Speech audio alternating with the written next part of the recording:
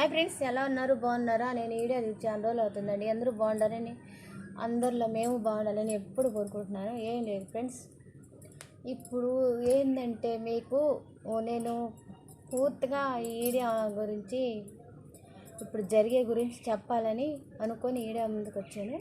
ఏం లేదు ఫ్రెండ్స్, ఇప్పుడు ఏంటంటే 5 నెలలు పాపల్ని, 6 నెలల పాపల్ని, 5 ఏళ్ళ పాపల్ని, 4 ఏళ్ళ పాపల్ని అటు ఈ మగోళ్ళు ఘోరంగా ఎందుకు ప్రవర్తిస్తున్నారో ముందు తెలుసుకోండి. ఎందుకంటే